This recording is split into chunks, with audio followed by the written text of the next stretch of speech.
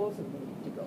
That's my feeling, because I don't think when people build lovely buildings like we have at the corner there, on the opposite side of the street there, on Gamble Street in 13, that they should end up losing their buildings because of the type of what occurs at that corner.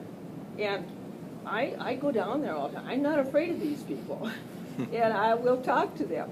But it is a sad, sad situation, and we are not helping those people at all.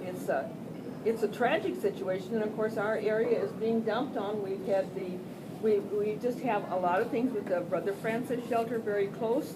These people tend to come down here for their liquor.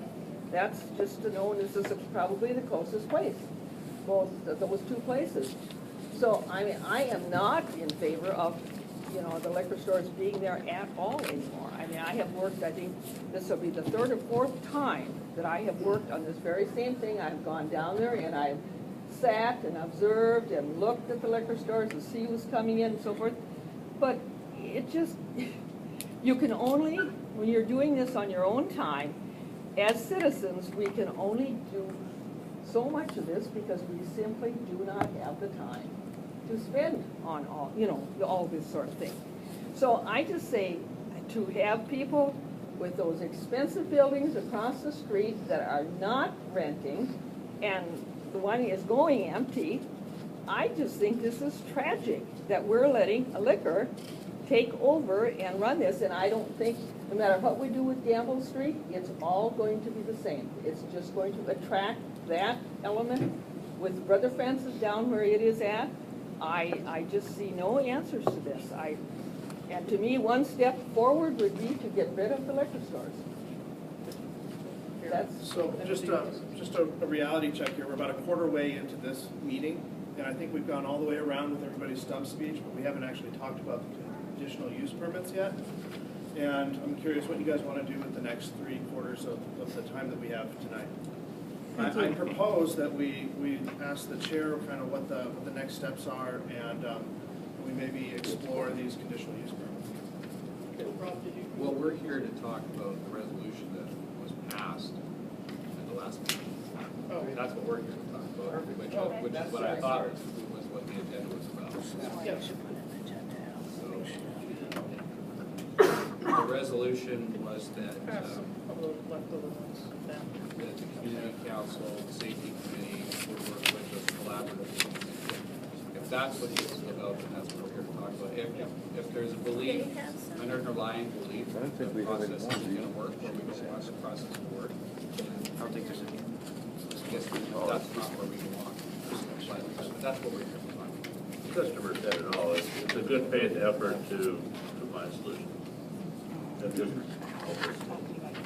Well, I think it's important for these people Is to that have not- background information. Well, yeah, and I think Claire's, you did make an excellent point in that there is, it's difficult to keep up with it as a community, and I see this as one of the challenges, because what often happens, and I've seen it many times here in the community council, when there's a big issue, a lot of people come out, and then people start moving on to other parts of their lives, and they don't stay engaged, and then at the end of it, there's still just a few people, and there's a lot of work that the council has to do that's embedded in this resolution. So we need to be prepared to do that. And if we're not prepared to assess compliance and so on, and maintain an open communication and dialogue, then you know, it's going to fail, and it will fail because we didn't do what we need to do. Sure. But, yeah. So what steps do you see in this resolution?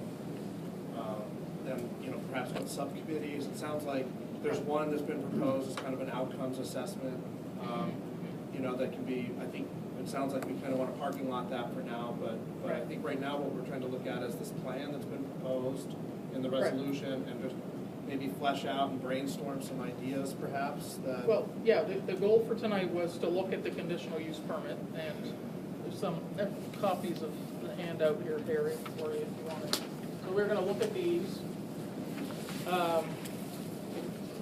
see what may work, what we think doesn't work, what doesn't make sense, because some of these are, and I do want to say that I think it's important that we have the same set of conditional uses and requirements for both of the liquor stores, because it can create problems when you have one set of rules for one store and then it blocks away another set. So we should, this is one of the goals, and the other one here, if we get to it, is to look at the resolution, or the ordinance 1050-045, to see if that's something that we want to maybe see about getting the Fairview Community Council District attended on to this and stuff about it. Okay.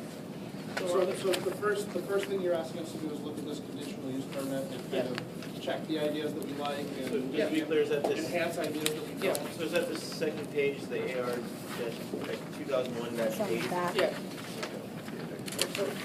Madam Chair, I would suggest the best person to begin the conversation about a review of the conditional use, if you've had a chance with me, Patty, because I heard you say that it's pretty, there are some things that aren't really meaningful or whatever. It's Maybe pretty you've had a lightweight. chance to review, I think that's a good place to And start. I want to volunteer to write on the, this is why I brought the white paper here. Someone can write either things that people want to keep. things Somebody that with people nice wanna- printing. Want to toss, Can't guarantee that. things to add, that maybe that aren't on here. So Right. this is the conditional use permit that's currently in effect, is that correct? Yes, and also for On the both back of the liquor page. stores, they're both in this package. There you go. In reading the Anchorage Daily News article today about the Muldoon or Mountain View conditional use permits, it was confusing whether, well, they're talking about all the old grandfathered permits, and that does not apply here, I don't believe. These were drafted in 2001, and I can't read without my glasses. Do these expire? Are we required to review these on a regular basis? Can they be amended? Can we recommend, then, once these are amended, then we present the amended conditional use permit, or the amendments? Where do they go from here? It goes to the assembly. Okay. It's a function of land use. Okay, So it's separate from the liquor license, which is handled by the Got it. Alcohol Beverage Control Board. So the land use that allows liquor stores to function, it's a conditional use. And this Got it. puts conditions on Got those. it. And I guess The zoning functions run, And where the Yeah. power is, just to explain as well, kind of where the power is here, you know, we've got a resolution that says that we're laying out an action plan. If that action plan includes modifying the conditional use, you know, they've agreed to do that in order for us not to protest the license. We go together, the council and the stores, saying we want to modify these conditional uses, you know, there's no other party to really say, no, that's not a good idea. okay. Can we submit this at any time, or is it submitted in conjunction with an application It for is renewal of that's- license? It's something that basically the council and the stores will put forward and, you know, basically ask Patrick to introduce immediately as soon as. At any time? Yeah. Okay, I would suggest, Patty, that the outcomes that we determine, the work plan, the action plan, the steps that are specific to achieving a neighborhood that's vibrant and healthy without all of these, you know, taxes, if you will, those are the elements that we would be forwarding, because we are proving that they work. You know what I mean? And so conceptually speaking, what we're doing here is coming up with the framework of those conditions. You know, we're practicing. great, And so that's ideally what we get out of this process. okay. It's my understanding that the conditions were renewable every 2 years when the license. I'm sorry, could you speak up, please? We can't hear you, the air handling You system. know, I guess Richard made the point that the conditions, you know, in ordinance are reviewable every 2 years. You know, I think we've got a strong argument that that review hasn't happened and is long overdue. And so that's, you know, I think that gives us the ability to go forward. Could you write that down, please? What? Long overdue, Needs to be done. And assuming, you know, and that of course assumes that, I mean, both the community and the license and the conditional use holder, you know, have in favor of that, so. Okay, so any, Wait, one last piece of Yeah. that. the fact that it hasn't been reviewed in all these years is a failure of the neighborhood. Because every other year, this opportunity has come up, right? And so, and I'm not taking ownership of that. You know, I've spent this will be 5 hours Right. today volunteering Right. for Fairview. Right. And so it's us collectively. Right. That's our responsibility, so. Okay. What I did today was I sat down and I took a look at the existing conditional use permits. I noticed that they're not fair to each other. There are conditions put on Oak and Keg that are not put on Spirits of Alaska and vice versa. I think this process is good for syncing up those. If this is indeed about fair competition, a level playing field, helping a business to do its best, then we can at least make a conditional use permit that is equal to both parties. Then what I did was take a look at the downtown conditional use permit because it's the strongest one in the city. It's also, everybody agrees, at least out there in Google land, that it is the most effective one. It's very strong. And it's the one upon which Government Hill modeled their conditional use permit. Government Hill had a huge problem. The community got involved. They protested a new license coming in. The new license agreed to conditions that were modeled after the downtown use permit. The community said okay and walked away. They did not protest the license, and they have had no problems. Consequently, all the inebriates came into Fairview. So they are moving around, but that's okay.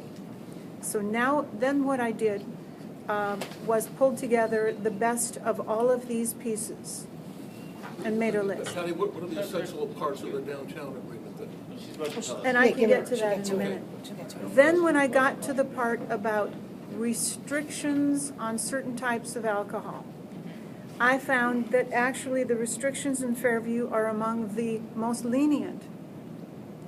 And so once again, I pulled from all of these conditional use permits in downtown Anchorage, Government Hill, but I also looked at Seattle and Tacoma, Portland, San Diego, and a brief swerve into San Francisco. Those are some heavy-duty restrictions. And of course, the question then is, do restrictions work? And then the conversation expands to, how do you do this, and do you restrict hours? And so what I did was just put this all, just cookbooked it. And so I do have lists of products. Half of these things I don't know what they are, but I found the cans in the neighborhood, so I know it's got to be true. As far as some of these ideas, security, personnel, general operations, and sales, I think we can all do some fine-tuning on it. Who does the training? How often is the training done? Are you gonna do random drug testing if they do random drug testing? Is changing light bulbs and alphabetizing lists of names, is that really an advancement? Or is that make work while we come up with some real advancements? So that's sort of where I'm at. Okay. Do you want to get into some specifics of what you're suggesting? Sure. Let me- What's working downtown on Government? Okay. Wait, I My would like to high-tech interject. filing Patty, system. Patty, I would just interject that what you just described was a very clear process for moving to success. Okay. And that really was, what restrictions, what are the things that we could do or are being done? How could we implement them, and then does it work? I mean, that's really the process, I think, really perfectly concisely stated. Okay. For what we're here to do.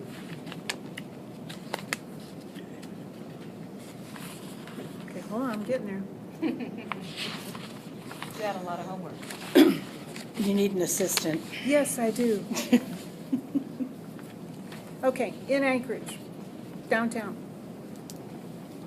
The law that was passed prevented the sale of wine costing less than $10 a bottle, 6 packs of beer costing less than $6, and bottles of liquor priced less than $10 or smaller. Okay, hold on. Blah, blah. No, Thank you. It's actually on You'll give it- these are just, the last page of our, this is just what downtown did.